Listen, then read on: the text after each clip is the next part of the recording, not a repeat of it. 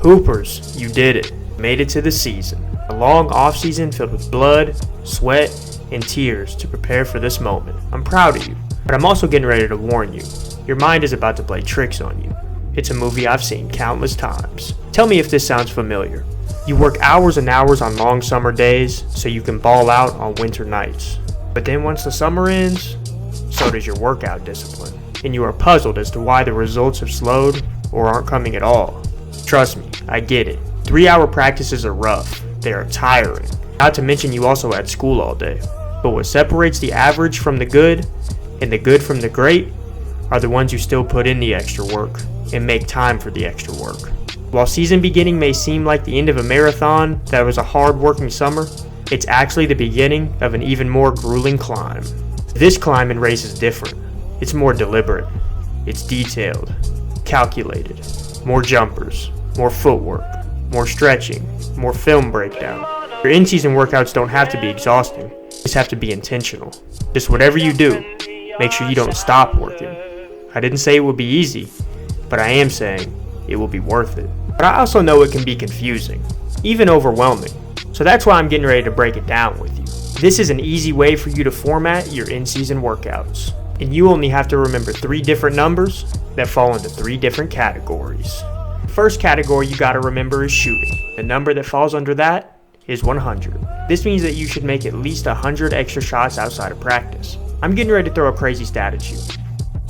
But before I do that, think about all the different drills that you do in practice. 3-man weave, defensive shell drill, box out drills, passing drills. Some drills don't even have a ball. So how many game speed shots are you really getting up in a practice?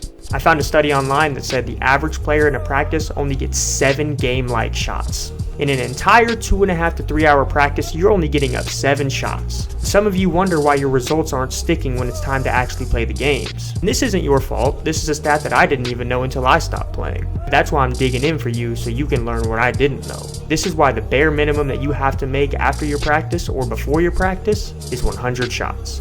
The second category and the second number that I'm going to give you is skill work, and that number is 30.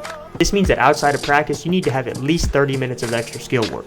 Let's break it down so that doesn't sound so overwhelming. What if you got to practice 15 minutes early and you did 15 minutes of ball handling?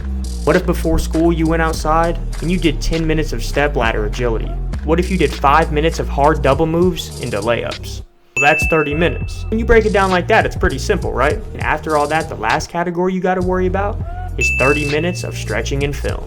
This is simple. 30 minutes of you stretching. While you're stretching, you watch film. Watching film can be anything. It can be at least 30 minutes of watching the NBA game on that night. It can be 30 minutes of watching highlights. It can really be anything, just as long as you're watching the game. And if you really want to take it to the next level, what I did as a player is I would pick one player to do a film breakdown on every night. I would watch 30 minutes of his highlights, which is easy to find on YouTube, and then I would write down in my notebook every single thing that I noticed, no matter how big or little, about that player. And what you'll find is that can actually help you with your skill work and what you work on the next day. For example, if the player that I'm studying that night is Tim Hardaway, and I see that he's really good at a between the legs crossover, that can go into some of the 30 minutes of skill work that I do the next day in my 30 minutes of skill work category. All of this stuff is connected, and the sooner you figure that out, the easier and less overwhelming your in-season workouts are going to be. So remember, at least 100 made extra shots, at least 30 minutes of skill development work, and at least 30 minutes of stretching and film evaluation.